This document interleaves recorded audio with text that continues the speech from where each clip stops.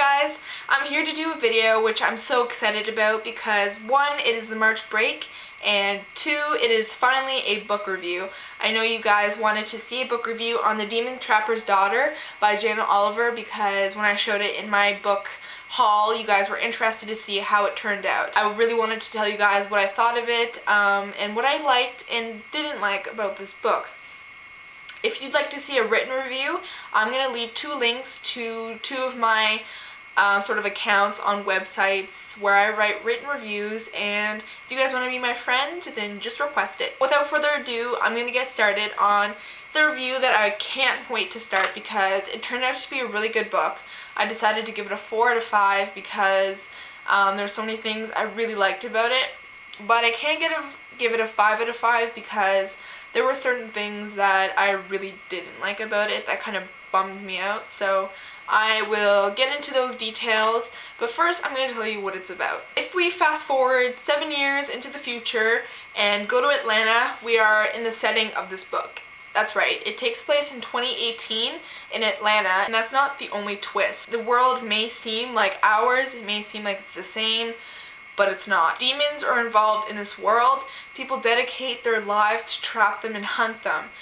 There's demon trappers and demon hunters. Trappers just trap it and then they sell it for a profit. So this is like a job for them. It is what they dedicate their lives to.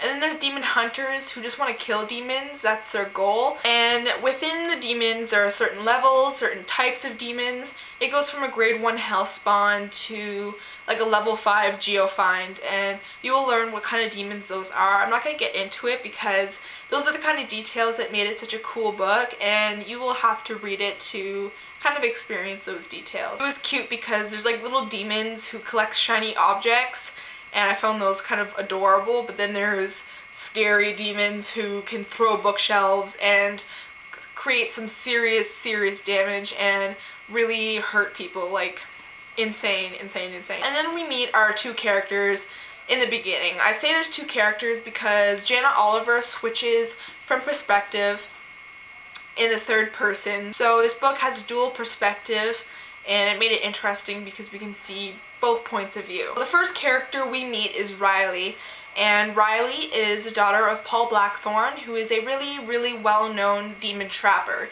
He's like one of the best. She wants to follow in her dad's footsteps. She knows she wants to become a demon trapper. In the beginning, the demon trappers who join are only allowed to they're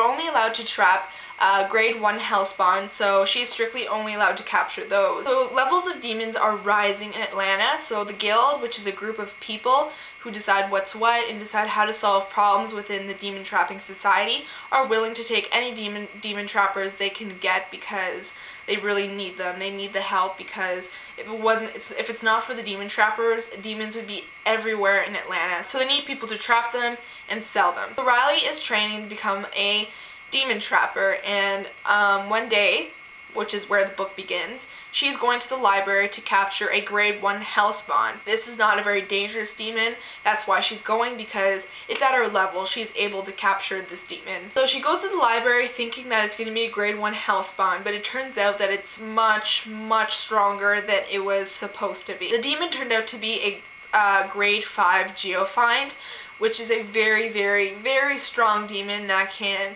throw objects around. It can create some serious damage, so when Riley got there, it just got worse. It's a huge accident in the library. Bookshelves went everywhere.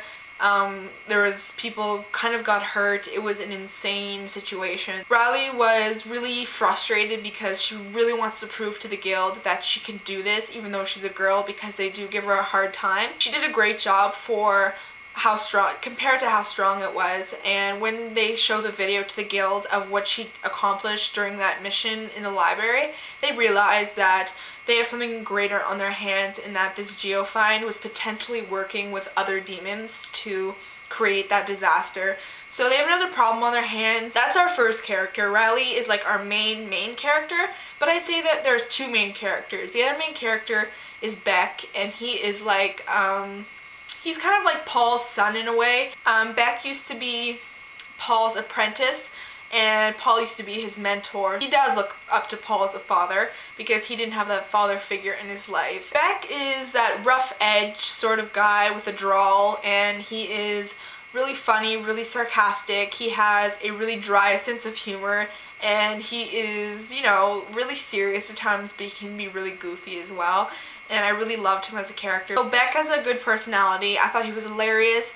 Him and Riley are like brother and sister in a way. They kind of fight like that. They fight like cat and dog sometimes. And Riley used to have a crush on Beck, so there's kind of that tension in between them. Riley has that serious personality.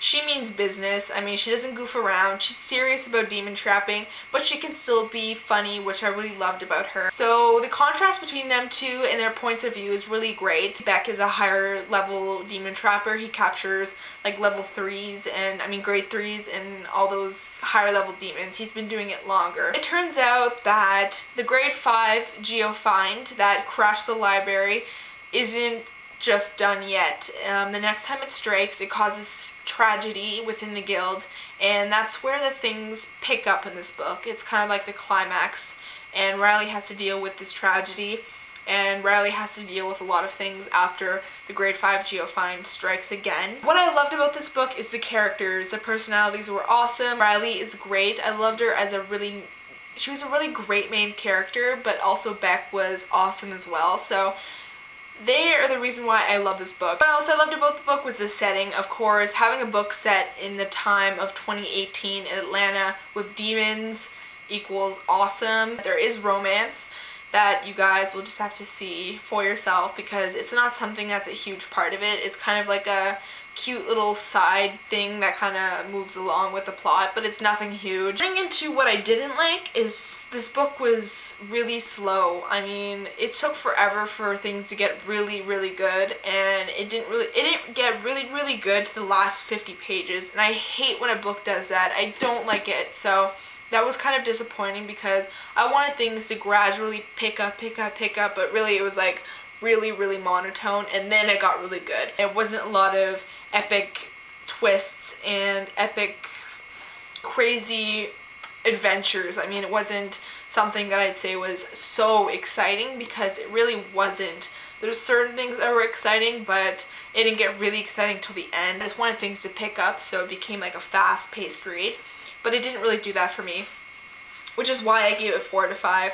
I just felt that it needed more action, more thrill for it to be a really good read. But overall, what I loved about it was the characters, the plot, and the setting. I'd say I would recommend it because I think that the plot, the characters, and the setting are far more great and far more necessary in this kind of book. But for you, it might be good because some people don't like really fast-paced books. Sometimes they just like a simple read. It follows the life of 2 characters, which was a great thing to see because you just want to see how they deal with things, what they do. For me, since I love action and thrill, I just thought it needed more of it. So that's pretty much my thoughts on that. I mean, overall, I really did like it, and it didn't disappoint me, but it didn't live up to my really high expectations.